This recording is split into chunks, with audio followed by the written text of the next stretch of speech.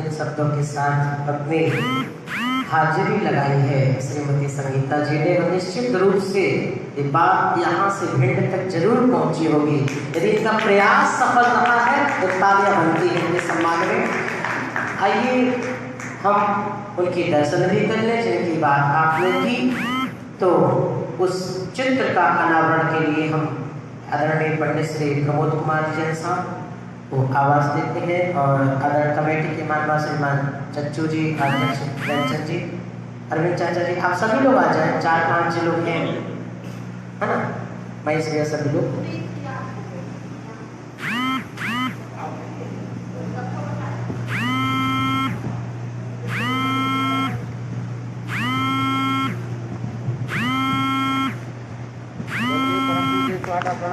जय बोले परम पूज्य गणाचार्य श्री स्वामी विराट सागर जी महापरिवार की जय।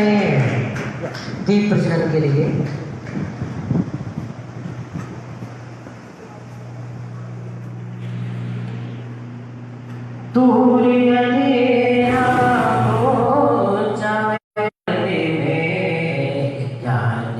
दिया जला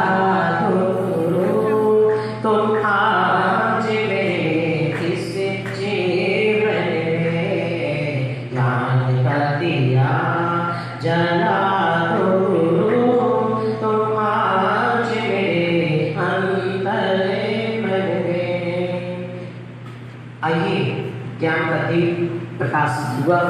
निश्चित रूप से इस ज्ञान के आलोक में ही हम आगे बढ़ पाएंगे। तो एक बार थोड़ा सा जय घोष के साथ में हम आगे बढ़ते हैं। परम पूजनीय चुनगा 105 है श्री विस्मिता श्री माता जी की।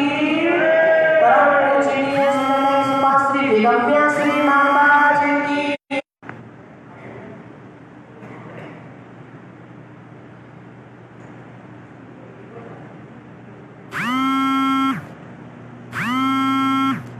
एक मंगल और इसके बाद फिर पूजे तब तक तैयारी हो जाएगी। अपना मंगल का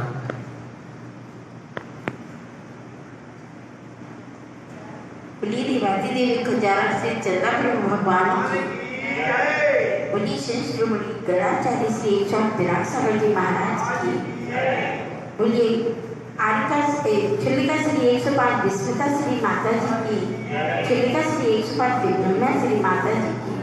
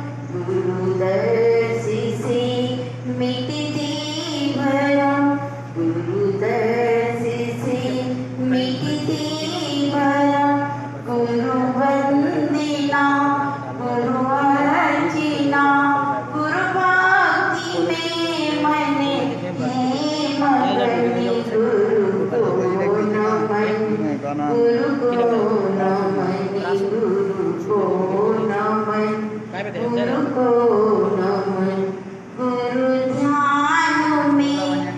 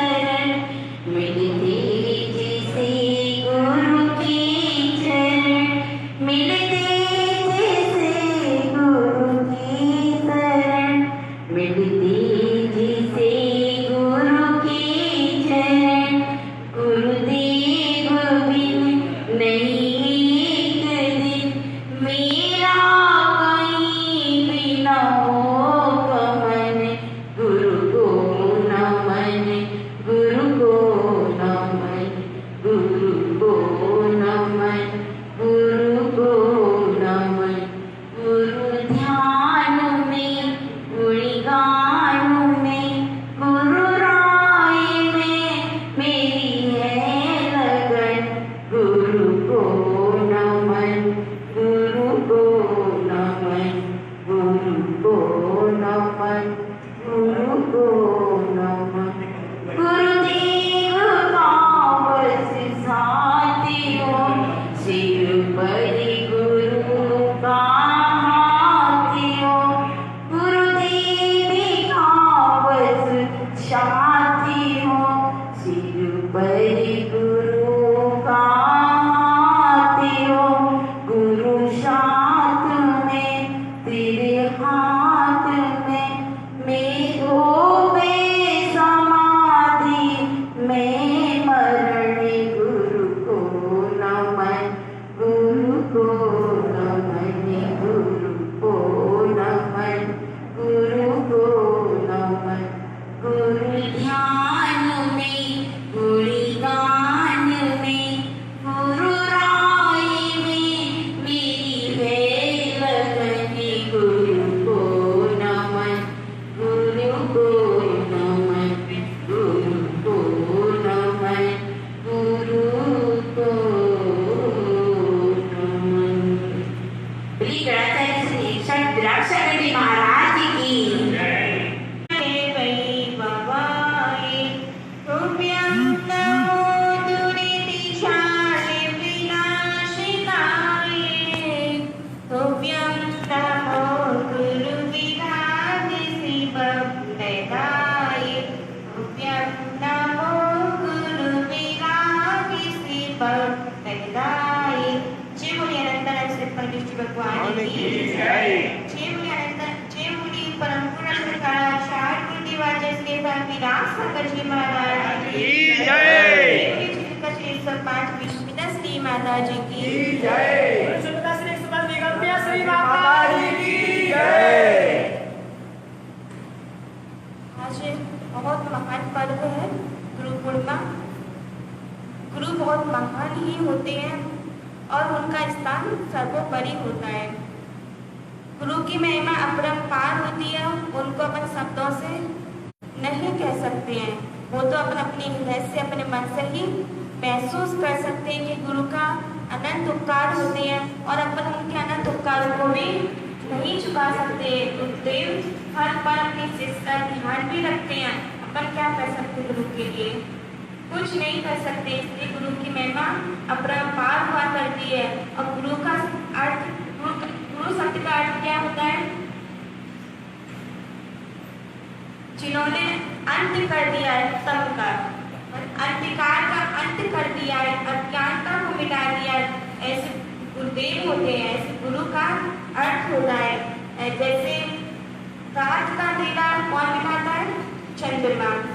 ऐसे शिष्यों के अंधकार को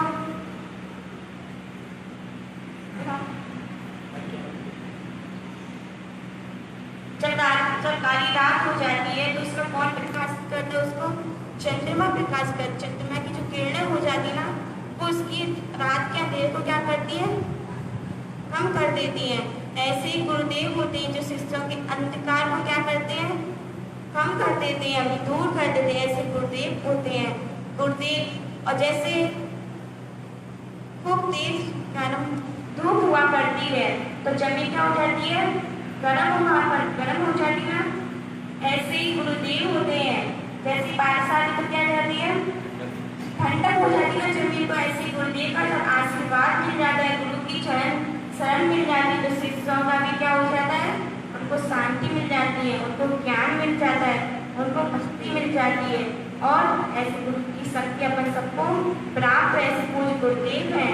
पूज्य गुरुदेव एक बहुत अच्छे गुरुदेव हैं जो शिष्यों को खूब अच्छी शिक्षा भी देते हैं। जब संग में थे तो क्लासें लगती थी तो एक अक्षर को सिखाते थे, एक अक्षर का अर्थ भी समझाते थे कि इसका अर्थ क्या है, सब कुछ समझाते। और उसमें कभी कभी प्यार से भी डांट लग जाती थी।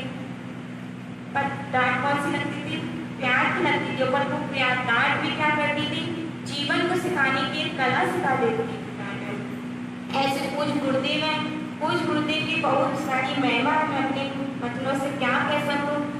बस पूज्य गुरुदेव का गुरु पूर्णिमा के दिवस पर मैं उनके चरणों में उनकी पूरा बारंबार नमस्कार करती हूँ और उनका संयम, उनका आशीर्वाद, उनकी तब साधना करती हूँ और उनको ऐसा आशीर्वाद मिलता है उनसे और उनके श्री चरणों में हमारा समय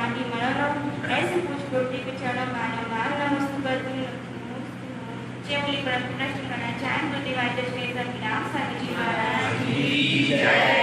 अब 1 मिनट का बीच में समय ले रहा हूँ अपने विद्वान पंडित जी जिन्होंने ये 2 दिन अथक परिश्रम से बहुत कुशलता पूर्वक यह कार्यक्रम कराया।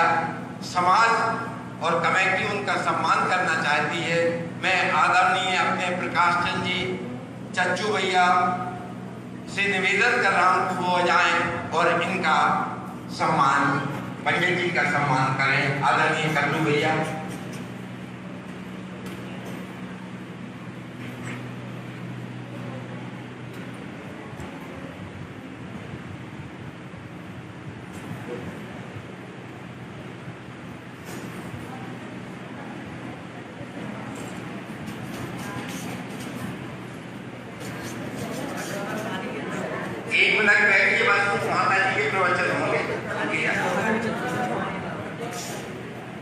पढ़ लेते हैं नहीं गया। पंडित जी सबको तालियां बजवाते हैं। पंडित जी का सम्मान होता है।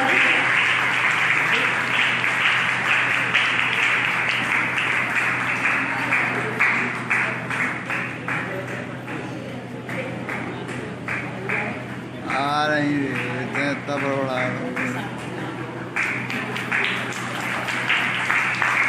अब मैं सभी लोग बहुत ही इच्छुक दिख रहे हैं और हम विलंब कर रहे हैं। सब लोग मेरे ऊपर नाराज होंगे।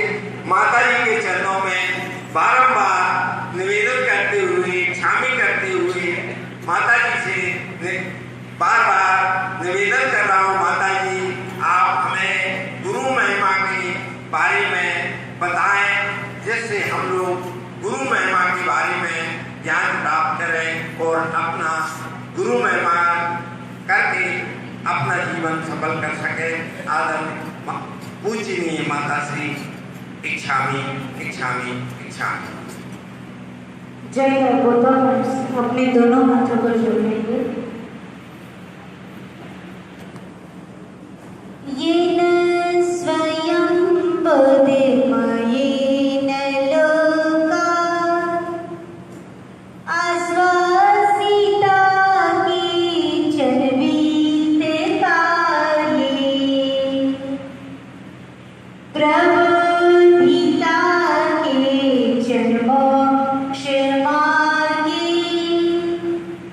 तमादिनाथं प्रणमामि नित्यम्। तमादिनाथं प्रणमामि नित्यम्। ये ध्यानशीला मुनिया प्रधाना ते दुःखहीना निमातवन्तु सम्प्राप्य शीघ्रं परमात्मतत्त्वं व्रजन्ति मोक्षं क्षणमेकमेव। व्रजन्ति मोक्षं क्षणमेकमेव। तुभ्यं नमः विषमा तव तेजकाय।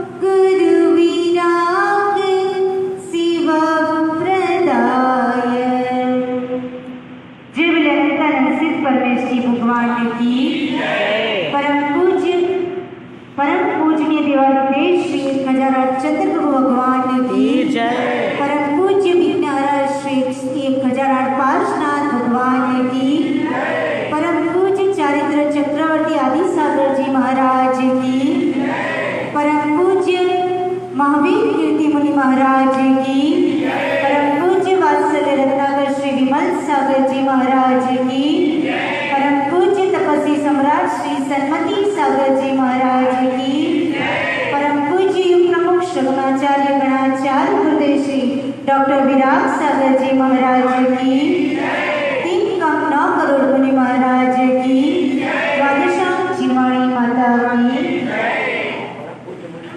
माता पुष्पिता श्री माता श्री माता जी की। Jainism is like a big MNC. Jainism एक बहुत बड़ी MNC की तरह है। कल्लू भाई MNC क्या होती है? Multinational company, right? MNC that means multinational company. Jainism भी एक बहुत बड़ी MNC की तरह। Why? Because Jainism is not only followed by the Indian people. Jainism सिर्फ भारत के लोगों के द्वारा फॉलो नहीं होता है। Jainism is followed by the all over the world people. पूरे वर्ल्ड जैनिज्म के प्रिंसिपल्स अहिंसा, अपरिग्रहवाद, अनेकांतवाद को यूज करके आज के समय में बहुत बड़े एक्सपेरिमेंट कर रहा है। So we can say that Jainism is like a big MNC. एक बहुत बड़ी MNC की तरह है। MNC का मतलब ही वही होता है कि उसकी ब्रांचेस, उसकी फ्रेंचाइजीज पूरे वर्ल्ड में स्प्रेड होती है और जैनिज्म पूरे वर्ल्ड लेवल पे फॉलो होता है। So we are proud that Jainism is like a MNC। Now tell me who is the director of that MNC? उस MNC के डायरेक्टर कौन है? देखो MNC होता है तो कोई ना कोई डायरेक्टर होता है। Who is the director of that MNC? In my faithful language, we can say that Lord Mahavira, Lord Gautam Swami, all the Purvacharyas, and in my faithful language, my most honored preceptor, Acharya Sri Virag Sagar Ji Maharaj, is the director of that MNC. Means उस बहुत बड़ी company के director आचार्य श्री है। There are so many employees are working in that MNC. जब इतनी बड़ी MNC होती है तो उसमें बहुत सारे employees वर्क करते हैं। That means there are so many followers of Jainism. अपने को लगता है कि जैन धर्म की पॉपुलेशन 0.01% है, मीन्स बहुत कम है, लेकिन जो बेसिकली मीन्स बाय बर्थ जो जैन नहीं है, फिर भी वो कई लोग ऐसे हैं जो जैनिज्म को फॉलो करते हैं। बहुत सारे फॉरेनर्स हैं, वो बहुत बड़े बड़े प्रैक्टिकल कर रहे हैं, बहुत बड़े बड़े रिसर्च कर रहे हैं जैनिज्म के ऊपर।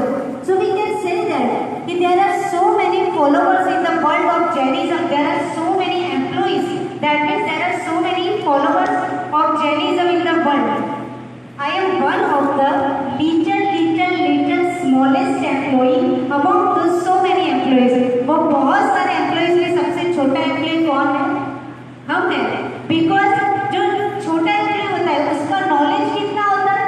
जितने फील्ड में, जिस कंपनी में, जितने फ्रेंचाइजीज में वो काम कर रहा है उतना ही नॉलेज होता है।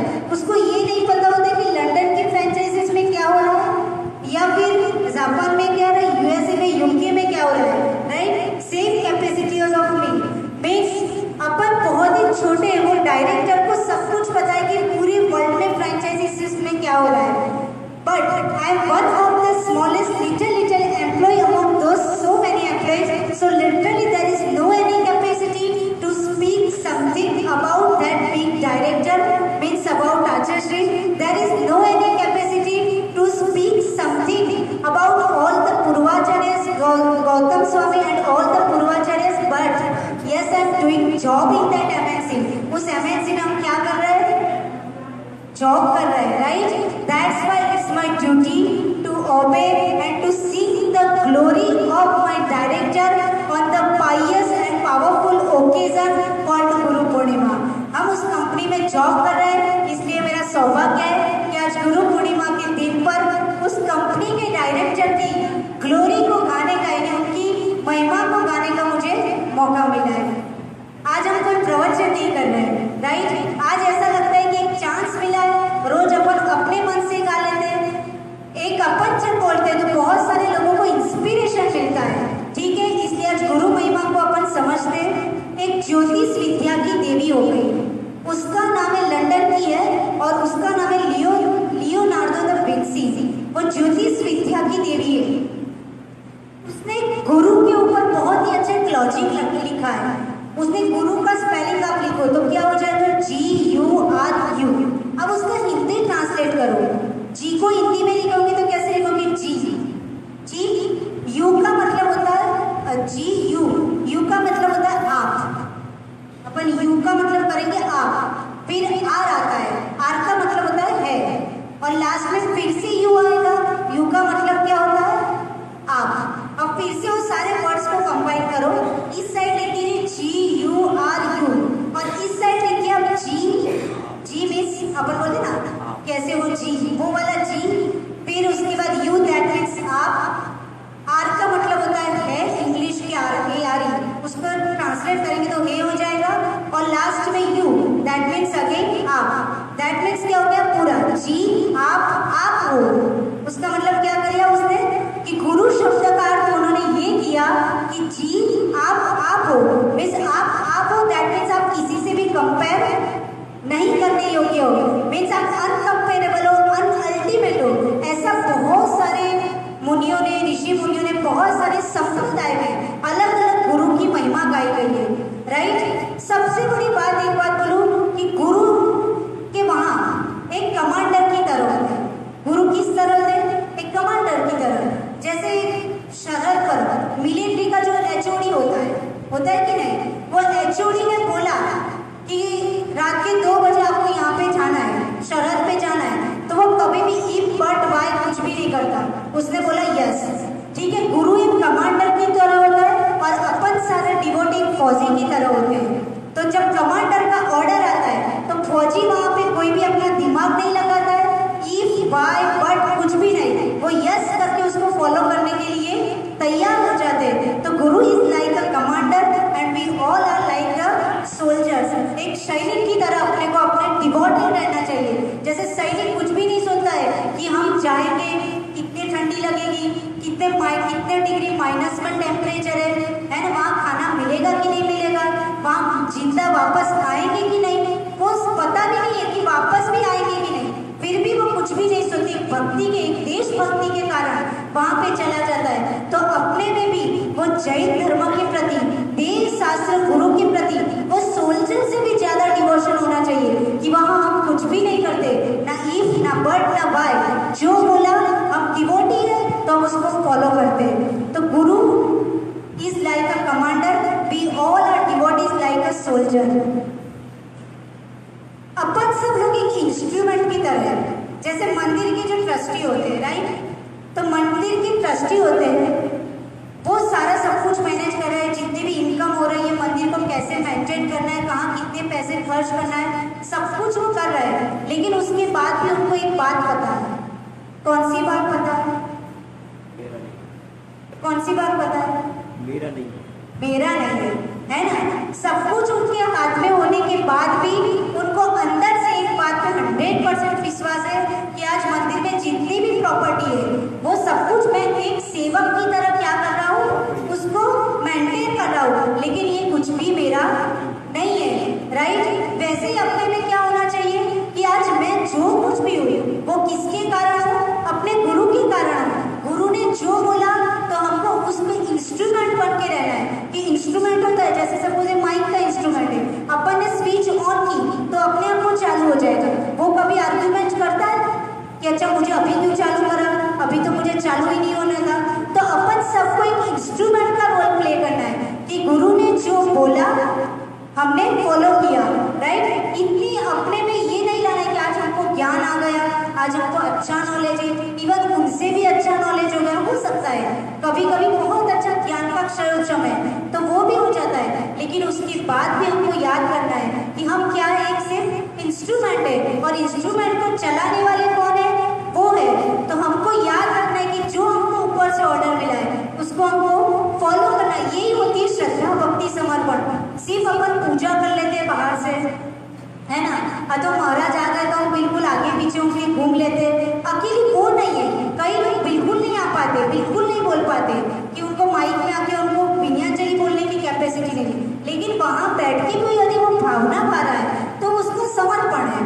तो गुरु का महत्व बहुत ही होता है। जैसे एक छोटा बच्चा होता है, वो अपनी माँ का हाथ पकड़ता है, ठीक है, तो कभी कभी उसको रोड क्रॉस करना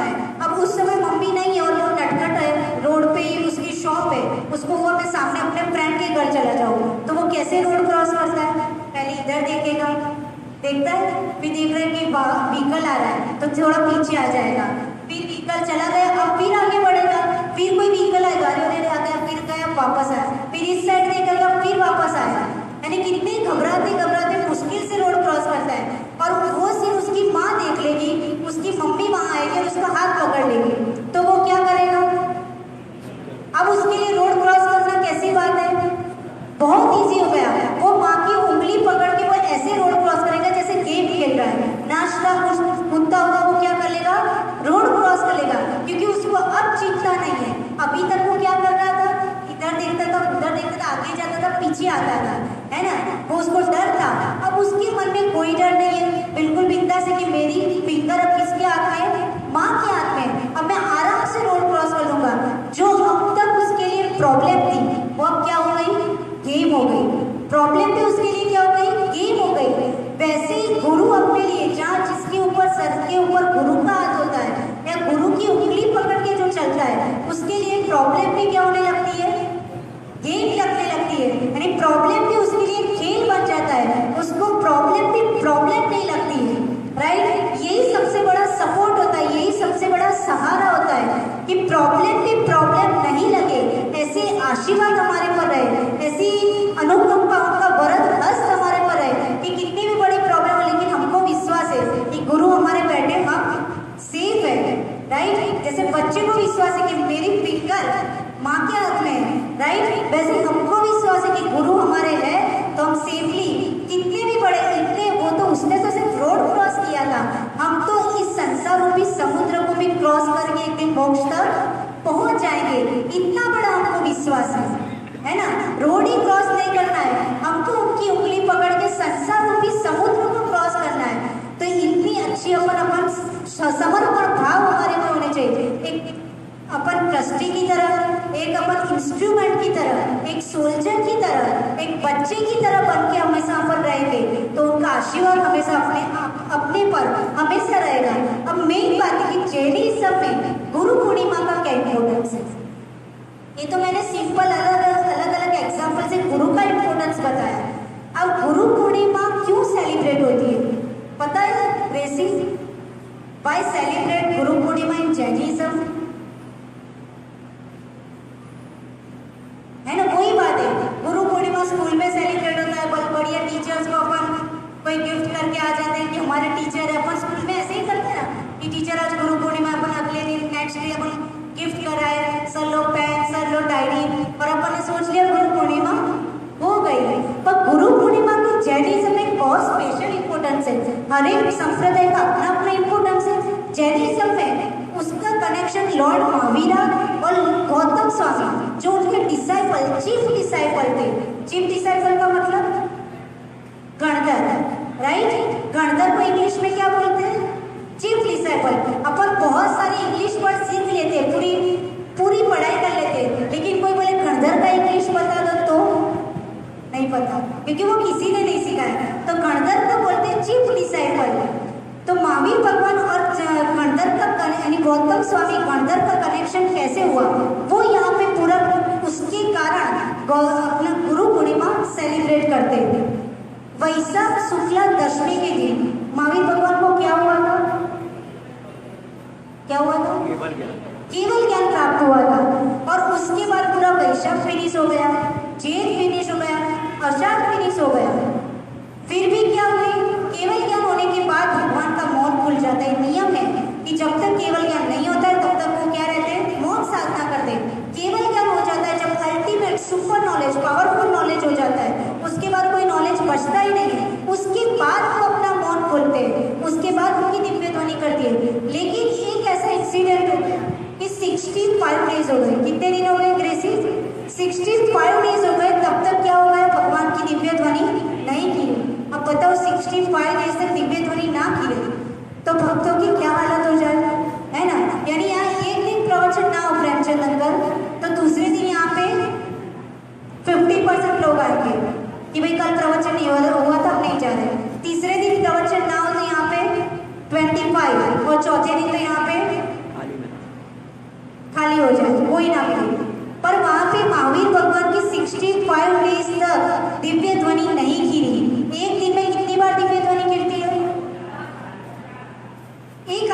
मत के अनुसार 3 बार कीर्ति है, एक आचार्य के मत के अनुसार 4 बार कीर्ति है। अपन को दोनों आचार्यों के मत सिरोधार्य होते हैं, ठीक है। तो 3 बार कीर्ति, तो 65 डेज को 3 से इंटू करो, कितने हो जाएंगे? 195 195 और 4 से इंटू करोगे तो 260। अब 260 डेज 260 टाइम्स उनकी दिव्य ध्वनि नहीं की, यानी 260 बार तक 260 बार उनकी दिव्य ध्वनि नहीं की। फिर भी लोगों को ये वही इच्छा थी कि भगवान की दिव्य ध्वनि कब गिरेगी, और लोगों की इच्छा नहीं थी। सौधर्म इंद्र को चिंता हो गई कि कैसे मैनेज होगा, यदि भगवान की दिव्य ध्वनि नहीं गिरेगी तो हमारा और सबका आत्म कल्याण का मार्ग कैसे प्रशस्त होगा। उसी चिंता थी उनको।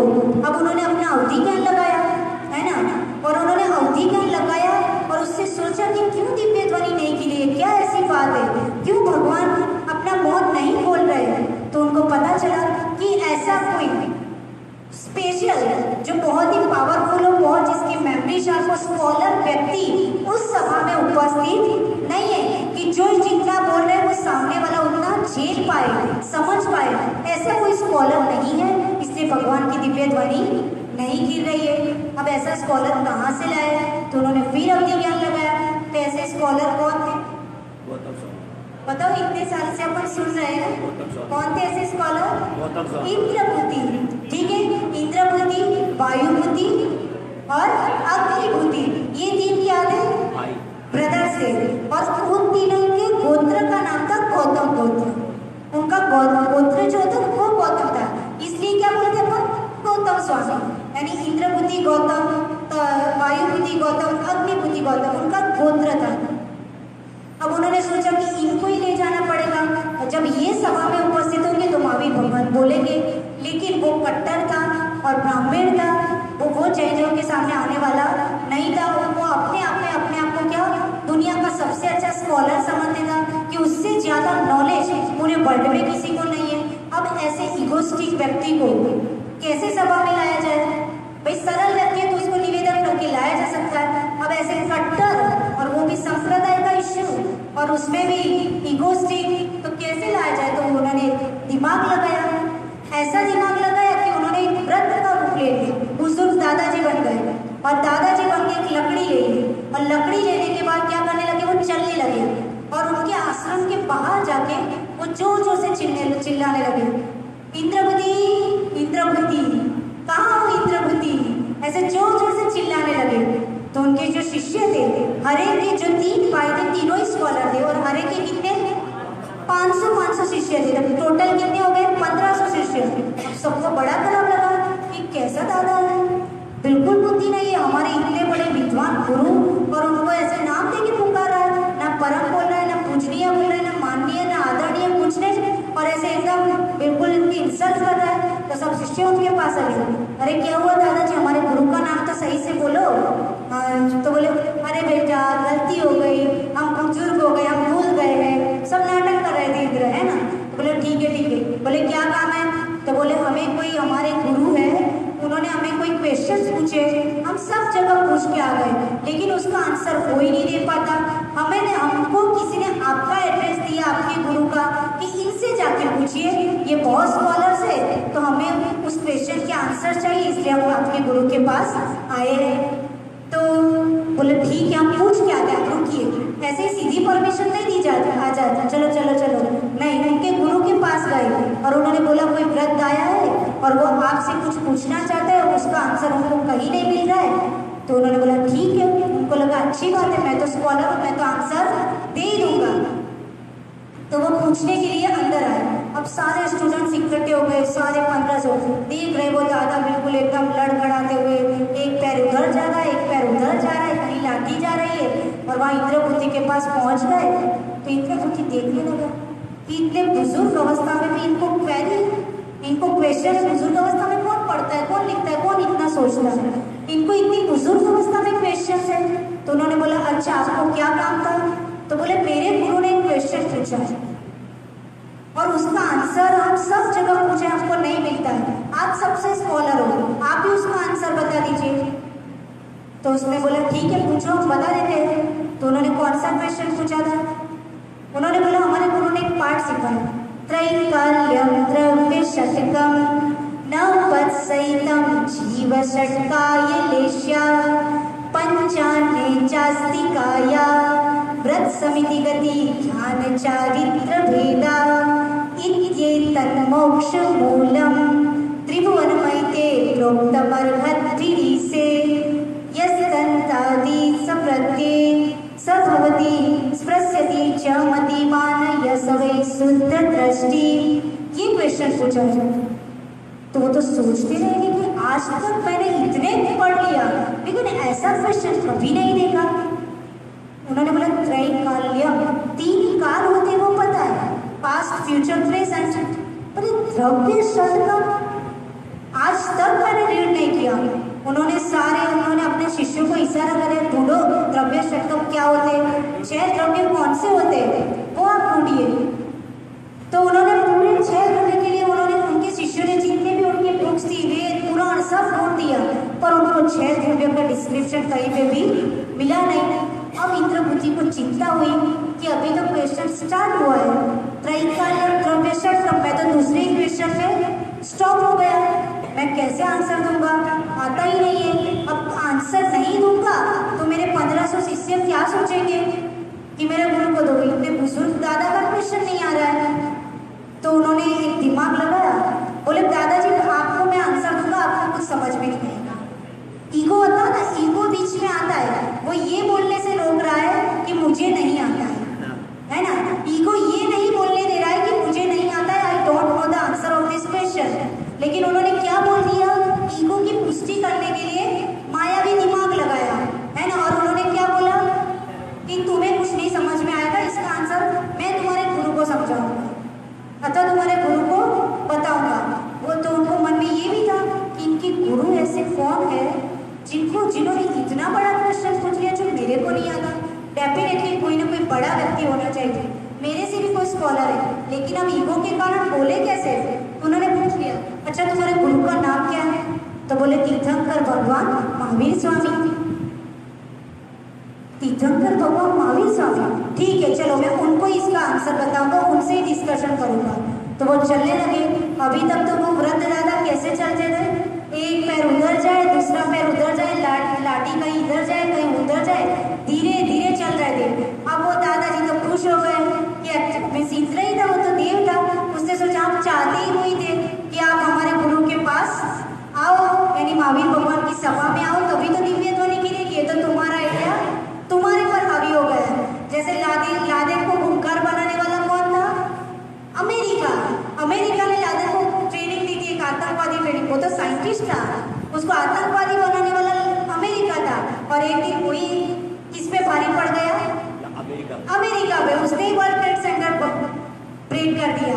ऐसे ही ये सोच रहे थे कि मैं अपनी शाबाशी करूंगा, लेकिन उनको पता नहीं था उनका आइडिया किसके लिए फायदा वाला हो गया, वो वृद्ध दादाजी के लिए फायदे वाला हो गया। तो अपन कभी कभी सोचते हैं कि हम किसी को चीज करके बहुत अच्छा काम कर रहे हैं, लेकिन आपको नहीं पता है आपकी चीज में भी सामने वाला का क्या है बेनिफिट है।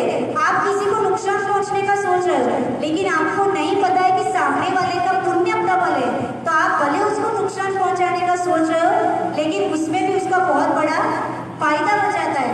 इसलिए नेवर चीट टू एनीवन, किसी के साथ चीट नहीं करनी चाहिए। फिर क्या हुआ, अब तो वो खुश हो गया कि ठीक है चलो ये स्कॉलर है हमारी सभा में आने को रेडी हो गया। अब वो दादाजी जोश स्कूल से चले, अभी तक तो उनको चलना नहीं आता था ढंग से। अब तो इंद्रपति सोचने लगे, सारे शिष्य सोचने लगे ये कौन सी बात है, अभी तो चलना नहीं आता था और अब एकदम स्पीड से चले। वो खुशी के मारे जल्दी से इनको कहाँ लेके चलो, महावीर भगवान के समोह शरण में लेके चलो। अब इंद्रभूति उठी तो उनके दोनों भाई उठे, सारे शिष्य उठे, टोटल 1503 लोग वो दादाजी के पीछे चलने लगे। अब दादाजी जो स्पीड में जाए कहाँ पहुंचने वाले थे, समोह शरण के पास, और समोह शरण से 12 योजन दूर थे। तभी देखा कि इतनी रत्नमयी प्रकाश आ रहा है, तो वो तो देखने लगे कि इतना रत्नमयी प्रकाश आ रहा है। उसने बोला कहाँ है तुम्हारे गुरु, तो बोले अभी तो यहाँ से कितने दूर है, 12 योजन दूर है। अच्छा, और ये क्या है, ये दिख रहा है वो मेरे गुरु का क्या है स्थान है, जहाँ मेरे गुरु विराजते। यहाँ से 12 योजन दूर और वहाँ का उसने सोचा डेफिनेटली कोई बहुत बड़ा व्यक्ति है जो मेरे से ज्ञानी है और जिसकी महिमा मेरे से ज़्यादा है और उसके शिष्य भी ज़्यादा है और कोई ना कोई महिमामंत व्यक्ति है। चलो अपन जाते हैं, देखते हैं कौन है। धीरे धीरे धीरे वो कहाँ जाने लगा, समोशंस के जैसे ही पास पहुंचा तो उसकी नज़र कहाँ पड़ी, सबसे पहले मानस्तंभ पर पड़ी और मानस्तंभ देखते ही उसका क्या हो गया, मान स्तंभनम करोति इति मानस्तंभ, यानी जिसका मान वहाँ क्या हो जाए, खंडित हो जाए, मान नष्ट हो जाए, उसे क्या कहते हैं, मानस्तंभ। तो उसने देखा कि जैसे ही मानस्तंभ को देखा वहाँ चारों ओर रत्नमय मानस्तंभ और इतना प्रकाश तो उसका मान गलित हो गया कि मैं किस बात का प्राप्त कर रहा था। आज मेरे से भी महिमावंत कोई है, मुझे किस बात का अभिमान था, नॉलेज का अभिमान था कि मेरे 1500 शिष्यों का अभिमान था, लेकिन आज मुझे एक क्वेश्चन तक नहीं आया। और जैसे ही मानस्तंभ को देखा उसका शुद्ध निर्मल सम्यक दर्शन, जो मिथ्यात्व था वो सम्यक दर्शन में क्या हो गया, कन्वर्ट हो गया और सम्यक दर्शन उत्पन्न हो गया। इसलिए मंदिर जाना चाहिए। लोग बोले मंदिर जाने से क्या फायदा, भगवान की प्रतिमा अपने सम्यक दर्शन को उत्पन्न करती है, उसको मेंटेन करती है और उसको प्रोटेक्ट करती है। सम्यक दर्शन एक रत्न की तरह है कि नहीं, रत्न अपने यहाँ 3 रत्न बताए, कौन कौन से, right faith, right knowledge, right conduct. सम्यक दर्शन, सम्यक ज्ञान और सम्यक चारित्र।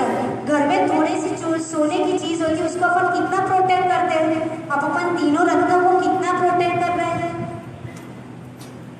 घर में थोड़ी प्रॉपर्टी होती है उसको तो लॉकर के अंदर किसी को पासवर्ड पता ना चले और किसी को इसकी की पता ना चले। लेकिन क्या हमको अपने right faith, right knowledge, right conduct, ये 3 डायमंड्स की चिंता है क्या, वो है कि नहीं अपने पास, और है तो हम उसको कितना प्रोटेक्ट कर रहे हैं कि नहीं, उसको मेंटेन कर रहे हैं कि नहीं। तो हमको हमेशा चेक करते रहना चाहिए कि हमारा सम्यक दर्शन निर्मल तो है ना, अब वो मेंटेन तो है, उसमें वृद्धि होनी चाहिए। जैसे प्रॉपर्टी क्या होनी चाहिए, हमेशा बढ़ती रहनी चाहिए, ऐसी मानसिकता होती है। तो हमको भी ये सोचना चाहिए कि सम्यक दर्शन रूपी रत्न भी हमेशा क्या होना चाहिए, निर्मल होता जाना चाहिए और बढ़ता जाना चाहिए। लेकिन कभी भी हमारा उसकी ओर ध्यान नहीं होता है। दिन में एक बार भी अपन नहीं सोचते कि भाई हमारे वो 3 रत्नों का क्या हुआ। तो हमको हमेशा उसको प्रोटेक्ट करना चाहिए, उसको मेंटेन करना चाहिए, जितना है उससे और विशुद्ध बनाना चाहिए। तो उन्होंने, उनका क्या हो गया, वहाँ पे सम्यक दर्शन निर्मल हो गया, सम्यक दर्शन की उत्पत्ति हो गई। वो सीधे महावीर भगवान के चरणों में पहुंचे और उन्होंने महावीर भगवान के चरणों में पहुंचते उन्होंने स्तुति स्टार्ट कर दी। और जैसे स्तुति स्टार्ट करी और उनका वैराग्य आ गया, देखते ही भगवान को देखते ही, समोशरस की विभूति देख के, प्रतिमाओं को देख के उनको वैराग्य आ गया और उन्होंने क्या कर दिया, अपने वस्त्र वहाँ पे ही उतार दिए और निर्ग्रंथ दिगंबर दीक्षा ले ली। और जैसे ही दीक्षा ली वैसे ही भगवान की दिव्य ध्वनि स्टार्ट हो गई। तो कोई लोग ऐसा बोलते कि गणधर के अभाव में दिव्य ध्वनि नहीं होती है, तो ऐसा नहीं है। आप ये मत सोचिए कि गणधर के अभाव में दिव्य ध्वनि नहीं होते। क्यों, आप आदिनाथ पुराण पढ़ना, आदिनाथ भगवान की दिव्य ध्वनि जब खिली थी तब उनकी सभा में वृषभ सेन गणधर नहीं था, तब उनकी सभा में कोई भी गणधर नहीं था, फिर भी उनकी दिव्य ध्वनि खिली थी। क्यों खिली थी? जैसे महावीर भगवान के केस में तो क्या है कि कोई स्कॉलर नहीं था, इसलिए उनकी दिव्य ध्वनि नहीं खिली। तो आदिनाथ भगवान के केस में कोई भी गणधर नहीं था, तब भी उनकी दिव्य ध्वनि खिली थी। तो क्यों खिली थी? जब भगवान को केवल ज्ञान हुआ तो भरत चक्रवर्ती को 3 न्यूज एक साथ मिली। कौन सी न्यूज? एक चक्र रत्न प्राप्त हुआ, दूसरा उनको पुत्र रत्न की प्राप्ति हुई और आदिनाथ भगवान को केवल ज्ञान। वो स्कॉलर था, वैरागी जीव था, वो समझदार था, ज्ञानी था। तो उसने 3 कामों में सबसे पहली प्रायोरिटी किसको दी कि भाई धर्म पुरुषार्थ करना चाहिए, है ना। बेटे को जी बाद में देख लेंगे, रत्न वहां से कहाँ गायब होने वाला है। और अपन होते हैं लोग, अपने पास में 3 काम होते हैं, तो अपन किसको प्रायोरिटी देते हैं पहले? यदि मैरिज में जाना हो और मंदिर, मैं वैसे रोज मंदिर जाते होंगे, लेकिन कभी मैरिज में जाना हो किसी के वहाँ दूर, अरे आज बहुत काम है, वहाँ लेट हो जाएगा, आज मंदिर और पूजा और अभिषेक सब छोड़ दो, पहले कहाँ जाते हैं? वहाँ पे। तो अपनी आदत क्या होती है, हम नहीं प्रायोरिटी देने वाली चीज को पहले प्रायोरिटी देते हैं और प्रायोरिटी नहीं देते। तो everything is about the priority. व्यक्ति को, जैसे लोगों को, जिस ग्रंथों को, जिनको प्रायोरिटी देता है वैसा वैसा बनता जाता है।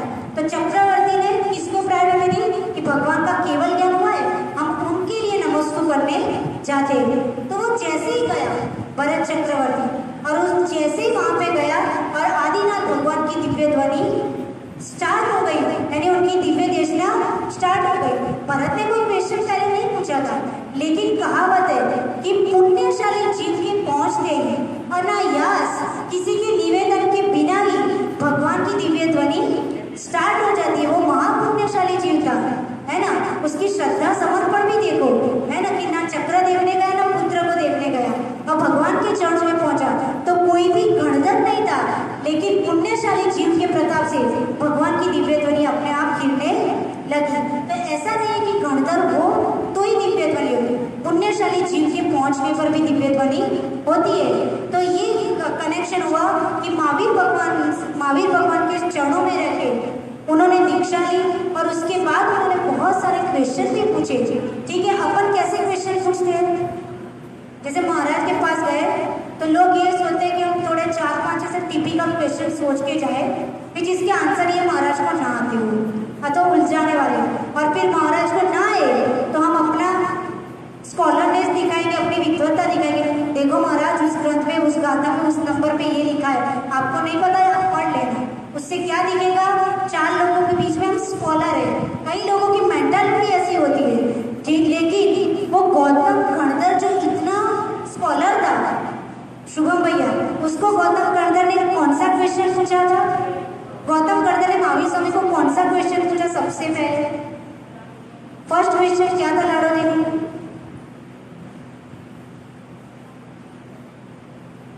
सिंपल क्वेश्चन, कदम चरे। क्या पूछा? संस्कृत में, तब संस्कृत में टॉक होता था, तो उन्होंने क्या कम्युनिकेशन किया? कदम चरे मीन्स हम कैसे चले भगवान। अब अपने को लगा है कोई पूछने वाला क्वेश्चन, यहाँ कोई आके हमको पूछेगा माता जी हाउ टू वॉक, ऐसा और कोई पूछ ले तो कैसा स्टूपिड व्यक्ति है। माता जी के पास जाकर पूछ रहे हाउ टू वॉक, क्या तुम्हारी मम्मी ने नहीं सिखाया था चलना है? तो उन्होंने इतने ज्ञानी तो थे, इतने ज्ञानी होने के बाद भी उन्होंने ये क्वेश्चन पूछा, कदम चले, हम कैसे चले? कदम चिट्ठे, हम बैठे तो कैसे बैठे?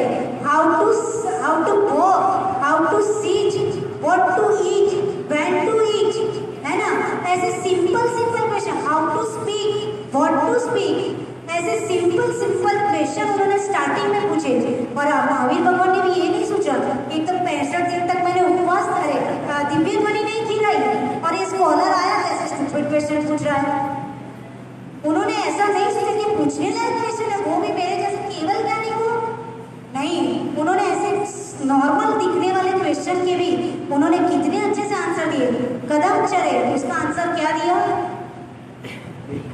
सावधानी पूर्वक चलो, यत्न पूर्वक चलो, देख के चलो जिससे कोई जीवों की क्या ना हो जाए, हिंसा ना हो जाए।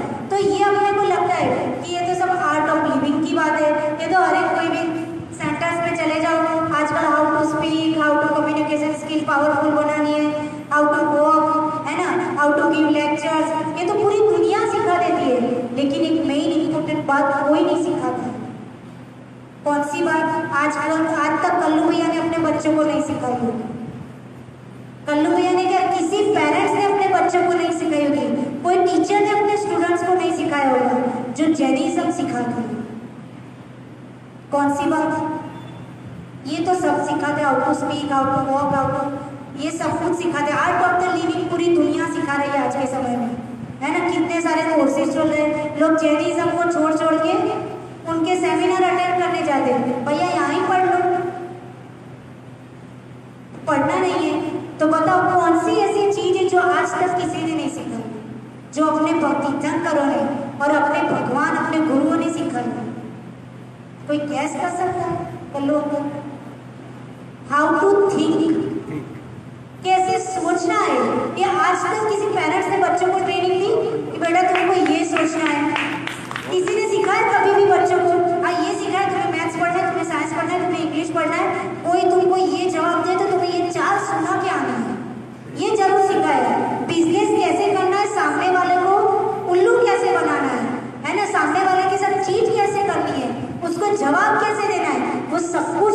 पेरेंट्स ट्रेनिंग देते हैं बच्चों को, लेकिन ये कभी नहीं सिखाया कि कोई प्रॉब्लम आ जाए तो उसको फेस करने के लिए सोचना कैसे है। और ये जैनिज्म सिखाते हैं, तीर्थंकर सिखाते हैं, गुरु सिखाते हैं कि जब अंतराय आ जाए, जब शरीर में ताकत ना रहे, तब कैसे सोचना है, कैसा अच्छा चिंतन करना है। जब पैदल विहार करते करते थकान हो जाए तो कैसे सोचना है जिससे अपनी मानसिकता अच्छी बनी रहे, जिससे परिणामों में आकुलता व्याकुलता ना आए, है ना। ये सब कुछ कौन सिखाते हैं? गुरु सिखाते, अपने भगवान सिखाते। तो ये बेसिक चीज और ये मेन बेसिक चीज है जो कभी कोई पेरेंट्स नहीं सिखाते, वो हमेशा सिखानी चाहिए बच्चों को बचपन से कि तुम्हें किस परिस्थिति में क्या सोचना है। कोई गाली भी दे जाए तो ये सिखाना चाहिए पेरेंट्स को, अरे गाली तो दी, अपने को कहाँ चिपक गई, है ना। अपने को तो क्या बोलना है, थैंक यू बोलना है। ये कभी कोई पेरेंट्स सिखा सकते, इतना सरल बना सकते। लोग बोले कि माता जी जमाना बदल गया, यदि ऐसा बच्चे बोलने लगेंगे तो हमारे बच्चों की कोई वैल्यू नहीं रहेगी। ऐसा नहीं है। Simple man always wins. Simple man को बहुत सहन करना पड़ता है, लेकिन आखिर में वही जीतता है। ठीक, तो ये बेसिक की चीज हो गई, हाउ टू थिंक। और एक एंड की चीज है जो आज तक किसी ने नहीं सिखाई, वो कौन सी है?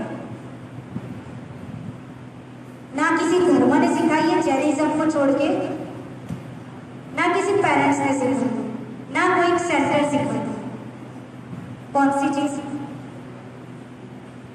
बीच वाली तो मैंने सारी बता दी, दुनिया सिखा रही है। स्टार्टिंग की कोई नहीं सिखा रही, एंड की कोई नहीं सिखा रही। वो कौन सी है? आर्ट ऑफ द डाई, मरना कैसे है, वो सिर्फ जैनिज्म सिखाता है। आर्ट ऑफ द लिविंग तो पूरी दुनिया सिखाती है। Art of the living Jainism बहुत बेस्ट सिखाता है, लेकिन लास्ट में जैनिज्म ने ये भी सिखाया है, आर्ट ऑफ द डाई, तुझे मरना भी कैसे है, वो कला किसने सिखाई है? जैनिज्म ने सिखाई है। तो बेस की चीज है हाउ टू थिंक और लास्ट की चीज है हाउ टू डाई, मरना कैसे। ये दोनों चीजों की चिंता यदि व्यक्ति को हो जाए तो उसका बीच का जो पूरा ब्रिज है, जो लाइफ का ब्रिज है, वो क्या हो जाएगा? बिल्कुल सही हो जाएगा, क्योंकि उसको हमेशा चिंता रहेगी कि मुझे मरना कैसे है। तो बीच के काम कैसे करेगा? सही करेगा। और उसको बेसिक की चीज पता है कि मुझे सोचना कैसे है, तो बीच के काम कैसे करेगा? सही करेगा। लेकिन अपन वो दो चीजों पर फोकस करते नहीं है और बाकी की चीजों में उलझे रहते हैं, तो थोड़ी देर वो अप्लाई होती है और उसके बाद प्रॉब्लम आने के बाद सब क्या हो जाता है? स्वाहा हो जाता है। तो इसलिए how to think and how to die, ये चीजें बच्चों को, हर एक पेरेंट्स को सिखानी चाहिए, जिससे वो लाइफ में हर जगह क्या रहेगा? सेफ, स्ट्रॉन्ग एंड पावरफुल रहेगा। तो ये बात गौतम स्वामी ने इतने इजी क्वेश्चन पूछे और फिर भी महावीर भगवान ने बेसिक से लेके 60,000 क्वेश्चन उनके सामने आए, वो सारे क्वेश्चन के उन्होंने क्या दिया? आंसर दिए। तो आज गौतम स्वामी को एक परम गुरु मिले थे। कौन मिले थे? महावीर भगवान। और अपन लोगों को गौतम स्वामी मिले थे। उसके बाद बहुत सारे पूर्वाचार्य हुए जिनकी कृपा से आज अपने सामने क्या है? शास्त्र है, आगम है, जिनके कारण आज अपन कुछ जान रहे हैं। और आज अपन परम गुरु जैसे दीक्षा लिए तो एक डिवोशन होते 3.9 करोड़ मुनि महाराज अपने लिए पूजनीय है, कोई भेदभाव नहीं है। देखो मैं एक एज ए साध्वी, मैं हमेशा इस बात बोलती हूँ कि कभी भी पंथवाद, गुरुवाद, संप्रदायवाद, इन सब में कभी नहीं उलझना चाहिए। अपने को कभी भी अपने मुख से ऐसी बातें नहीं करनी चाहिए जिससे किसी की भक्ति में, श्रद्धा में ठेस पहुंचे। हर एक के गुरु होते, हर एक की अपनी अपनी श्रद्धा होती है, लेकिन हम अपनी श्रद्धा के बल पे दूसरों की श्रद्धा को ठेस पहुंचाए, वो गलत है। सम्यक दर्शन कितने जीवों को है? कितना है सम्यक दर्शन दुनिया में? इतने जीव अनंत अनंत 10 जीव पड़े हैं, एक इंद्रिय से लेकर पंचेंद्रिय, उसमें से सम्यक दृष्टि जीव कितने हैं? एक उंगली के इतने, ये क्या बोलते हैं हम लोग? इतने भी नहीं है, राइट। और उसमें भी अपन ऐसे शब्द बोलते हैं, वो ऐसे, वो ऐसे, वो अच्छे, वो बुरे, उनसे अच्छे तो वो है। उस ऐसा कह के हम क्या कर रहे हैं? लोगों की श्रद्धा को खंडित कर रहे हैं। हम यदि सम्यक दृष्टि है तो हम दूसरों को ऐसे शब्द बोलेंगे, ऐसा व्यवहार करेंगे कि उसका सम्यक दर्शन क्या बने? निर्मल बने। हम ऐसे शब्द ना बोले कि तुम इनको ही मानो, तुम उनको मत मानो, ये बहुत गलत चल रहा है। तुम इनको ही मानो, यही सच्चे है, यही अपने व्रतों का सही पालन कर रहे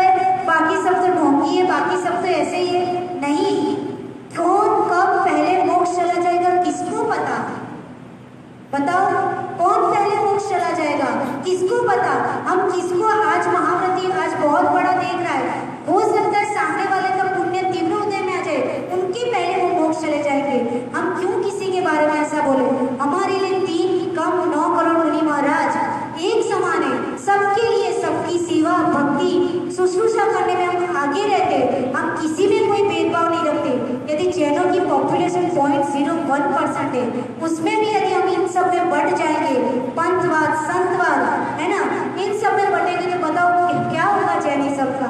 यानी अभी 18,000 वर्ष बाकी है पंचम का। बाकी है कि नहीं? कितने वर्ष बाकी है टोटल? कितने समय का होता है पंचम काल? 21,000 वर्ष, लगभग 18,000 वर्ष बाकी है। और अभी से ही अपन इतना सारा धर्म के साथ छेड़छाड़ स्टार्ट कर दी, तो सोचो कैसे चलेगा 18,000 वर्ष तक जैनिज्म। अपनी ड्यूटी, अपनी रिस्पॉन्सिबिलिटी है कि हम ऐसे व्यक्ति को बिल्कुल अलर्ट करें कि ये सब पंथवाद, संतवाद अपने पास रखो, समाज में ऐसे कोई न्यूसेंस ना आए, जो भी आए सब हमारे लिए बनती है। आचार्य विमल सागर महाराज जी बोलते थे कि आप सिर्फ क्या देखो, पिच्ची और कमांडर देखो। आप सोचिए वो साधु को प्रवचन करना नहीं आता है, साधु को बोलना नहीं आता है, पर वो आजीवन एकासन कर रहा है कि नहीं? वो आजीवन ब्रह्मचर्य व्रत से रह रहा है। कोई नॉर्मल व्यक्ति 7-8 दिन ब्रह्मचर्य व्रत का पालन करके थोड़ी जाप कर लेता है, उनको सिद्धियां हो जाती है, होती कि नहीं? जो आजीवन एकासन करता है, 3 टाइम सामायिक, 2 टाइम प्रतिक्रमण, ब्रह्मचर्य व्रत का पालन करता है, जाप करता है, कुछ भी नहीं करता है, प्रवचन नहीं करता है, कुछ भी, तो भी उसको उसके पास कई सिद्धियां होगी। भले उसको नहीं पता, उसको पता नहीं है ना, उसकी इतनी प्रशर की इतनी यशकीर्ति कर्म का होता ही नहीं है, लेकिन उसके पास भी कई सिद्धियां हो सकती है। इसलिए हम किसी भी सीधे साधे साधु को भी देखिए, उसकी अवहेलना ना करें। हम क्या कर रहे हैं? क्या हम श्रावण के पूरे नियमों का पालन कर रहे हैं? क्या हम रोज षडावश्यक कर्मों का पालन कर रहे हैं? आवश्यक कर्तव्यों का पालन कर रहे हैं? नहीं कर रहे, फिर हम किसी की अवहेलना क्यों करें? हम तो उनके पास जाके थोड़ा थोड़ा उनको जितना आता है, हम देखते संग में बुजुर्ग माता जी होती है, कल्लू भैया, आप उनके पास बैठ जाओ तो भी इतनी अच्छी बातें बोलेंगे। भले माइक के नाम से डरते हैं, लेकिन आपको उनके पास से इतने अच्छे अनुभव मिलेंगे, उनका आत्मा दृढ़ता देखने मिलेगी, संयम के प्रति। शरीर में ताकत नहीं तो भी महाराज आज अष्टमी है, हमको उपवास दे दीजिए। हमको एक साइड बोलेंगे महाराज आशीर्वाद दे दीजिए, चक्कर आ रहा है, और फिर थोड़ी देर बाद क्या बोलेंगे, महाराज कल तो अष्टमी है, उपवास तो करना है, हम तो जिंदगी भर से करते आ रहे हैं, आप क्यों छोड़ दें, हम तो करेंगे। सोचिए कि उनमें ताकत नहीं है, तब भी उनके पवित्र भाव देखे। लोग बोलते बुढ़ापे में क्या दीक्षा देनी, हमने संग में रहकर अनुभव किया कल्लू भैया, जितनी अच्छी साधना, जितनी मन से साधना बुजुर्ग करते उतनी हम नहीं कर पाते। उनमें ताकत नहीं होने के बाद भी वो 3 बजे उठ के बैठ जाएंगे, उनका उपवास होगा, तो भी हमारा 11 बार वृंदावन पढ़ने का नियम है ना, हम पढ़ेंगे। कई बार पढ़ना नहीं आता है, नियम है। माता जी तुम तत्व सूत्र सुना दो, इनके पास चले जाएंगे, माता जी इष्टोपदेश सुना दो, अच्छा आप अभी कौन सा पाठ करें, सहस्त्र नाम का पाठ, हमको सुना दो, देखो लगा उन्हें क्या क्या दिक्कत है। यदि इतनी अच्छी साधना करके आचार्य जी बोले मेरे पहले तो इनका कल्याण होने वाला है, भाई मेरी ऐसी तो इनकी एज ज्यादा है, और यदि मैं इनकी समाधि कराऊंगा तो कल्याण पहले किसका होने वाला है, मेरे से पहले इनका कल्याण कराने वाला है, फिर मैं उनको क्यों मना करूँ कि मैं इनकी समाधि नहीं कराऊंगा।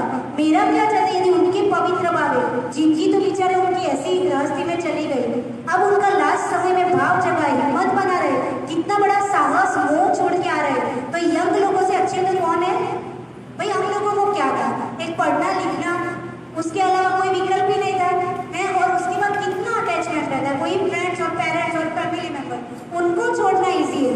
लेकिन जिन्होंने पूरी गृहस्थी पास किए कितने सारे, उन सबके रिलेशंस को, वो संस्कारों को तोड़ के आना कितना स्ट्रांग होता है। इसलिए बुजुर्ग से बुजुर्ग साधु आ जाए, उसके भी हम विनय रखें, सम्मान रखें, उनका तो और विनय रखें। उनको पूछिए कि महाराज आपका स्वास्थ्य ठीक है, कोई तबीयत ठीक है, कोई जरूर हो तो हमको बता दीजिए। ये भावना, हमारा अनुराग, एक वात्सल्य हमेशा हमारे में बनता रहे। टाइम बहुत हो गया। आज पूज्य गुरुदेव को त्रिकाल त्रिभक्तिपूर्वक बारंबार विधिवत यथा योग्य नमोस्तु नमोस्तु नमोस्तु, वहाँ से ही हमको बहुत आशीर्वाद देते रहे। हमारे पर तो आचार्य जी का बहुत 4 हाथ है, ऐसा बोले तो भी कोई कम नहीं है, क्योंकि हमको कभी दीदी नहीं बनना था कल्लों को, क्योंकि हमसे कोई काम नहीं होता था। एक सीधी बात, सही बात बोल दो, कोई बोले तो ये काम कर ले, हमने जिंदगी में काम नहीं किया, कोई पढ़ाई लिखाई और छल से किए, तो हमको ये होता था, जब भाव थे दीक्षा के तो माइंड में वही था कि भाई दीदी तो बनना ही पड़ता है, प्रैक्टिस करनी पड़ती है, फिर योग्यता देख के दीक्षा देते हैं। हमने एक बार गए, हम कभी कोई साधुओं से जुड़े नहीं थे, बस ऐसे ही दर्शन करने गए। हम वहाँ रुक गए, 1-2 दिन तारंगा क्षेत्र था तो रुक गए। हमने देखा दीदियों की तो कंडीशन खराब है। सुबह में जल्दी उठो, फटाफट प्रतिक्रमण करो, फटाफट सामायिक करो, फिर एक जगह उसमें 16 दीदियाँ हुई, फटाफट नहा रही धो रहे, फिर फटाफट भाग रहे, उसमें एक लेट हो गया तो आचार्य प्रायश्चित घी नहीं खाना है, नमक नहीं खाना है, तुम लेट क्यों हो गए हैं। उसके बाद यहाँ पढ़ो, फिर चौके में जाओ, फिर आके सबका आहार कराओ, उसके बाद 2 बजे 1:30 बजे आहार होगा, क्या ताकत रहेगी बेचारी में, और फिर आके सामायिक करेंगे, चौके ही खाएगी, है ना। और उसके बाद टेंशन है कि अब सामायिक के बाद क्लास है, उसके बाद कपड़े भी धोने हैं, अब कपड़े फटाफट धोएगी, फिर आचार्य के क्लास में भागी, उसमें लेट हो गई, फिर वहाँ पे क्यों लेट हो गए, जल्दी करना चाहिए, सो गए थे क्या, है ना। उसके बाद फिर शाम का भोजन करने जाना है, फटाफट गए, जैसा मिल गया वापस आए। यानी मैंने बोला सुबह से शाम तक बेचारी कपड़े धोती रहती है, नहाती रहती है और चौके में और आहार कराती रहती है, हो गई जिनकी पूरी पट्टी कवर। हमने तो ये देखो, हम तो घबरा गए, ना मैं इतना ऊपर नीचे कर पाऊँ, ना इतना कपड़े वपड़े बस की नहीं है, और टाइम वेस्ट है, क्या मतलब है, लास्ट में माता जी तो बनना है, मीन्स ये सब करने के बाद माता जी तो बनना है, ये सब छोड़ना ही है, तो बीच का फंडा क्या है, मीन्स बीच का करना क्या जरूरी है। तो हमने सोचा कि अब कुछ सॉल्यूशन मिल जाए तो अच्छा, ये बीच वाला सही नहीं है, टाइम वेस्ट है, एनर्जी वेस्ट है, जो होगा वो माता जी बन के देखा जाएगा। तो फिर हमने सोचा, हम सोच रहे थे, और नसीब से जो सोचता है वैसा मिल जाता है, ये कहने की हिम्मत तो थी नहीं, और ऐसा होता भी नहीं, ऐसा सोच के हम कभी बोले भी नहीं।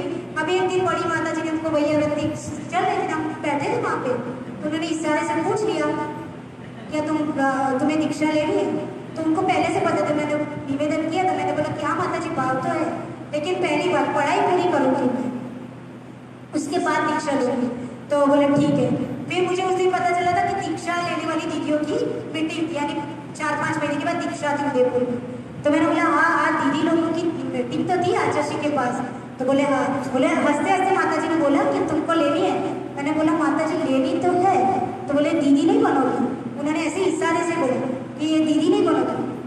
मैंने बोला पूछा है तो बोल देने दो, तो मैंने थोड़ा बोल दिया कि माता जी बड़ी कठिन काम है, एक चौके में जाना, रसोई बना, मैंने अपने घर पे कभी रसोई नहीं बना, यहाँ रसोई बने ना, फिर साधुओं के आहार करे ना, अंतराय हो गया तो तुम्हें देखना नहीं आता है, और फिर कितने फिर कपड़े हो ना, फिर वो नहाना, ये वो पूरा दिन उसमें ही चला जाता है। और माता जी तो एकदम देखने लगी कि क्या बोल रही है। दूसरे दिन अच्छी खासी क्लास लगी दीदियों की, तुम लोग रहते कैसे हो, देखो वो एजुकेटेड लड़की आई है, उसने एक ही दिन में सब ऑब्जर्व तुम लोगों को पूरा देख लिया, तुम लोग कैसे रहते हो, उसको ये लगा कि ये लोग दीदियाँ टाइम वेस्ट करती है। तो मैंने बोला माता जी उन लोगों की क्या दिक्कत है, उनका तो रूटीन है, वो तो मेरे लिए सूटी बन रही है, उनका क्या, वो तो सही है, वो तो सेवा ही कर रही है, अच्छी बात है। फिर माता जी ने बोला कि ठीक है, उन्होंने ऐसे ही नॉर्मली आचार्य को बोल दिया कि आचार्य वो एक आती है, तो आचार्य बोले कौन, अब हम तो दूर से ही दर्शन करते थे, ज़्यादा अपन साधुओं से डरते थे, बोलते नहीं थे, भी साधु कहलाते भगवान, दूर से ही नमस्तु करो। तो आचार्य बोले कौन, तो बोले वो जीन्स पहन के आती है, वो ऐसे करके माता जी ने याद कराया। बोले अच्छा, बोले उसको दीक्षा ले लिया, पर वो बोलती है कि दीदी लोग तो बड़ा टाइम वेस्ट करती है, ऐसे ही माता जी ने शेयर कर लिया कि ऐसा बोल रही थी, हमने हंसते हंसते बोला था। तो आचार्य ने बोला उसको बोलो शुल्ली का दीक्षा ले ले। अब बड़ी माता जी तो शौक हो गई, मैं कहाँ दीक्षा की रिक्वेस्ट करके आई थी, वो तो ऐसे ही शेयर कर रहे थे। अब माता जी ने हमको बुलाया, तुम्हें दीक्षा लेनी है, तो मैंने बोला हाँ लेनी तो है, मुझे फिक्स से ले रही है, पर ये 6 महीने की लास्ट सेमेस्टर है, वो पूरा हो जाए उसके बाद लेना है। तो बोले कि तुमने कुछ किया नहीं कभी, मैंने बोला माता जी कभी कुछ नहीं किया, करना तो है ही, अब जो होगा वो देखा जाएगा। तो बोले कि ठीक है। तो आचार्य ने बोला, उन्होंने मुझे अकेले में बुलाया, सब माता जी को अलग कर दिया। अभी इतनी सीरियस बात थी, बोले शुल्ली का दीक्षा ले सकती हूँ, अब मेरे तो नीचे से जमीन खिसक गई। मैं बोला कैसे महाराज है कि मेरे को सीधा हाथ बोल दिया कि शुल्ली का दीक्षा ले सकती हो, ना मुझे कुछ आता है ना जाता है। फिर मैंने सोचा कि अच्छे तो है, ये दीदी बनने का चक्कर खत्म, 4-5 महीने पढ़ो और उसके बाद दीक्षा ले लो। अच्छा। फिर सामने बहुत बड़ी नेमिनाथ भगवान की वहाँ पद्मासन प्रतिमा है, और मैं हमेशा घर पे यानी जो मंदिर था वहाँ नेमिनाथ भगवान थे, उनको ही रिक्वेस्ट करती थी कि मुझे 2 शक्ति देना भगवान, या तो मुझे डॉक्टर बनने की शक्ति देना तो मैं सबकी बहुत सेवा करूँगी, या डॉक्टर ना बन पाऊँ तो मुझे माता जी बनने की शक्ति देनी। हमेशा यानी भगवान को देखे 2 एप्लीकेशन बचपन से 4th या 5th स्टैंडर्ड से लगा दी, नहीं तब से मैंने डिसाइड कर लिए थे 2 ही, तो मैं रोज एप्लीकेशन लगा दी थी। मैंने बोला अच्छा मैं डॉक्टर नहीं बन पाई, अब माता जी के लिए भी देखो कभी कोई साधु यहाँ नहीं आते थे, और उसमें भी इतने इतने बड़े आचार्य है, इतना अच्छा माता जी कभी अकेले साधु होते हैं 2-3 पीछे, तो अपन माता जी क्या करेंगे मिस लेडी। तो यहाँ तो अच्छा है, माता जी का भी संग है, संग भी बढ़िया है, चलो अच्छा है। मैं मीना भगवान को प्रार्थना की कि आचार्य जी को यस कर दिया, अब सबकी दो घर में जाके क्या करें।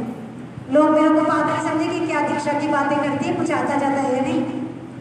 भगवान को प्रार्थना करके घर गए, पुण्य इतना प्रबल रहा, पता नहीं इस जन्म में तो नहीं किया था, पूर्व जन्म का होगा, इतना पुण्य प्रबल रहा कि इजीली वो पेरेंट्स रेडी हो गए, फैमिली मेंबर्स रेडी हो गए, सब कुछ रेडी हो गए, और सबसे बड़ी बात आचार्य रेडी हो गए। अब सब दीदिया लोगों में खुशबूस चालू, अपन 6-6 साल से श्रीफल चढ़ा रहे हैं और इसको आता जाता कुछ नहीं है। अपन एक टाइम खा रहे, इतने व्रत नियम, इसको कुछ नहीं आता, पूरे दिन खाखरा खाती रहती है, नाश्ता चाहिए, पानी चाहिए, और इसको आचार्य हाँ बोल रहे हैं। तो मैंने बोला भगवान सब आपके हाथ में, इतने साल आपको ये एप्लीकेशन लगाई है, अब आप ही तार दे दो। मैंने बोला क्षुल्लक दीक्षा ठीक है, क्योंकि हमको पता है हमारे पैर कितने काम करते हैं, यानी अपनी कैपेसिटी पता है। मेरे को वो कैपेसिटी भी पता थी कि इतना काम करके मैं टाइम वेस्ट करूंगी तो मुझे बहुत दुख होगा, इससे अच्छा मैं घर पे ही अच्छा पढ़ लेती। और ये कैपेसिटी भी पता है कि आरिका माता जी की डायरेक्ट लूंगी तो कल से संश्लेषता, आकुलता, व्याकुलता की अपनी कैपेसिटी से ज़्यादा लूंगी। मैंने बोला आचार्य ने परफेक्ट परखा है मेरे को, बहुत सही किया। हमने फिर घर पे जाके एप्लीकेशन लगाई, अष्टमी का दिन था, नेक्स्ट चतुर्दशी को हम पापा को लेके आ गए, चलो दर्शन करने, अब तो दर्शन करने आया, आप चलो, पैसे करके ले गए हम। पापा को पता ही नहीं था हम क्यों लेके आए थे, मम्मी को बता दिया, तो मम्मी बोले पापा को मत बता रहा, नहीं तो आएंगे नहीं दर्शन करने आचार्य के पास, क्यों जाएंगे तारा। मम्मी इतनी सपोर्ट में, सोचो, यानी सबसे ज़्यादा वही मम्मी होती है ना।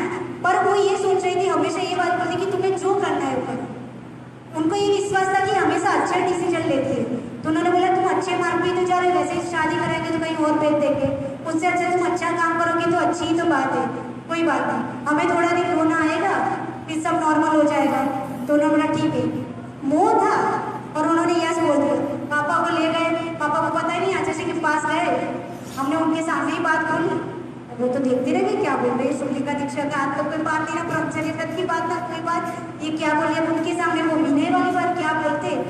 आचार्य ने 1-2 लाइन बोली, इस 2 मिनट हार्डली बोला, और पापा की भी भाव परिवर्तन हो गए। उन्होंने बोला यस, हमने तो बढ़िया श्रीफल चढ़ा दिया, 20 साल खड़े थे श्रीफल लेके, हमको श्रीफल दे दिया, हमने चढ़ा दिया, डन हो गया। अब पापा को वहाँ तो डन हो गया, बहुत टेंशन हो गई उनको, मीन्स वहाँ तो एक प्रभाव रहता है, वहाँ की गुरु के सामने की बरगड़ाई रहती है, यस हो गया।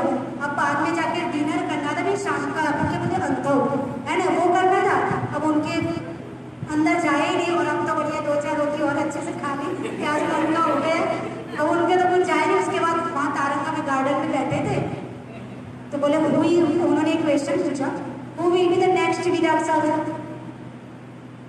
वो उन्होंने मेरे को ये क्वेश्चन पूछा कि ठीक है तुम्हें दीक्षा लेनी है, आचार्य बहुत परफेक्ट है, देख रहे इतने समय से।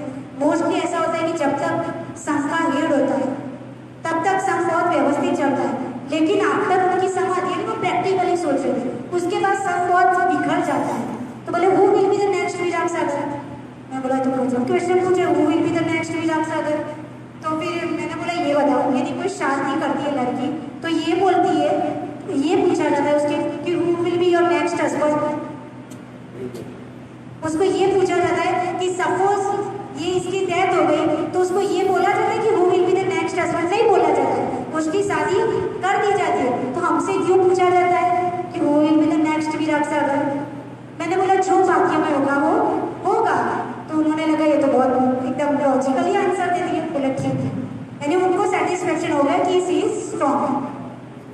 बस पुण्य यही रहा कि सबसे पहले आचार्य ने बोला हम भी कभी इतनी हिम्मत ना करते उनको डायरेक्ट दीक्षा की, और इतने अनंत उपकार हो गए कि बीच का टाइम पीरियड जो 2, 4, 6 साल दीदी में बिगड़ते उतनी अपन संयम अवस्था में बीते, और आज 10 साल पूरे हो गए, कल 10 साल पूरे हो गए, कल 11वां साल लग गया, और गुरुदेव के चरणों में 9 साल लगे, खूब वात्सल्य मिला।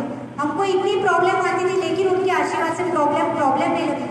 हमको कुछ नहीं आता था, हमको पालती लगाना नहीं आता था, पल्लू को हमको पालती लगा के बैठना नहीं आता था, कुछ नहीं आता था, एक आसन कुछ कहाँ इतनी प्रैक्टिस, कोई नहीं आता था। अंतराय क्या होता है हमको नहीं पता था, हार कैसे करा जाता है कुछ नहीं पता था। बस आचार्य के आशीर्वाद से वो इतने हंसते खुश लेते थे, और उससे हमको बस इतनी खुशी होती थी कि हमको एक ग्रह से उठा के दूसरे ग्रह में किसी को कैसी हालत थी, लेकिन उसमें भी अनंत विश्रुति थी। आज भी हम लोहारिया का चातुर्मास याद करते हैं, इतनी विश्रुति थी, इतनी विश्रुति थी उस समय कि सारी माता जी की विश्रुति एक साइड और हमारी एक साइड, यानी कि जिसने कभी कुछ नहीं किया यदि वो करता है तो उसकी विश्रुति बहुत अलग थी।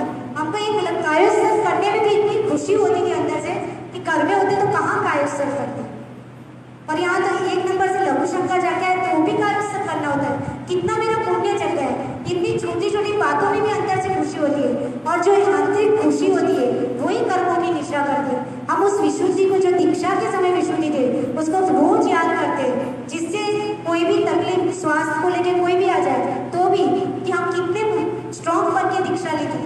तो आज भी परिस्थिति और प्रॉब्लम के बीच में भी हम वही स्ट्रॉन्गनेस गुरुदेव के आशीर्वाद से बने रहे।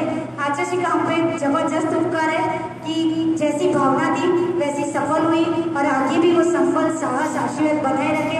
और दूसरी बात कि हमको बोला कि ठीक है तुम्हें इंग्लिश अच्छी आती है, तुम अच्छे से फॉरेन जाओ और खूब धर्म की प्रभाव ना करो। मीन्स उन्होंने कोई यंग माता जी को दीक्षा ही नहीं दी थी, शुल्ली का दीक्षा। उन्होंने बोला कि ठीक है तुम शुल्ली का रहो और खूब अपने यहाँ तो प्रभाव न करने वाले सारे महाव्रती है, वहाँ पे अपने धर्म के नाम पे लोग श्वेतांबर को ही जानते हैं, दिगंबर को कोई नहीं जानता, खूब जाके वहाँ धर्म की प्रभाव न करो। और उन्होंने भेजा भी सही, बोला तो भेजा भी सही। तो ऐसे अनंत उपकारी है जिनके कारण आज मैं विदेशों में भी प्रभाव न करने के लिए उन्होंने मुझे वहाँ जाके क्या मंगलाचरण करना है उनका, वो भी सिखाया था लेक्चर का। मैंने उनको इतना क्वेश्चन पूछा था कि मैं फॉरेन जाऊँगी वहाँ लेक्चर दूंगी तो मंगलाचरण कौन सा करूँगी, और उन्होंने हमको मंगलाचरण करना तक सिखाया था कि ये वाला मंगलाचरण वहाँ पे करना है। और हम वहाँ पे गए तो वहाँ जो इंटरनेशनल सेमिनार था वहाँ के रूल्स बहुत टिपिकल होते, तो उन्होंने हमको बोल दिया कि आप क्या करोगे स्टार्टिंग में, तो हमने बोला मंगलाचरण। तो उसने बोला किसका मंगलाचरण करोगे, तो हमने बोला 24 जो सिखाया था वो, और दूसरा हमने बोला कि हम तुभ्यम नमः वाला मंगलाचरण रोज करते जो आचार्य की चार्ज है।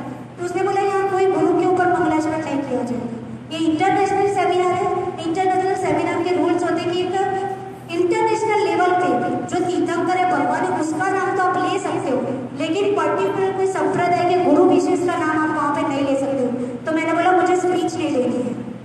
तो बोला क्यों, आप तो स्पीच के लिए आए हो, यहाँ तो जैन धर्म के नाम पे सिर्फ आप अकेले हो। तो मैंने बोला जिनके कारण मैं इधर आई हूँ आप उसका ही मंगलाचरण करने को मना करो तो मुझे देनी ही नहीं स्पीच। तो वो हाथ जोड़ के खड़ा हो गया, आप कर लेना कोई दिक्कत नहीं। तो अपने को अपने गुरु का उपकार नहीं भूलना चाहिए।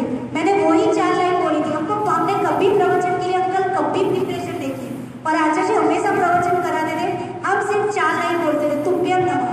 जब आगे की स्टार्टिंग में जैसे आज भी बोले थे, हमको तब तक नहीं पता होता था कि हमको प्रवचन में क्या बोलना है, कौन सा टॉपिक है कभी नहीं पता होता। हम सिर्फ हाथ जोड़ते थे, आपने अभी प्रवचन का बोला अचानक, अब आप ही समझो, हम तो आपकी 4 लाइन बोल रहे हैं, अब आप ही आगे बुलवाना क्या बोलना है हमको नहीं पता। इतना सोच के हम 4 लाइन आज भी बोलते हैं, और उसके अर्पण हमेशा अपने में बना रहे, उन पे सब छोड़ दीजिए, सब कुछ अपने आप अच्छा होगा। ऐसे निर्मल श्रद्धा बनाते हुए परम पूज्य महाचार्य गुरुदेव श्री राग सागर जी महाराज की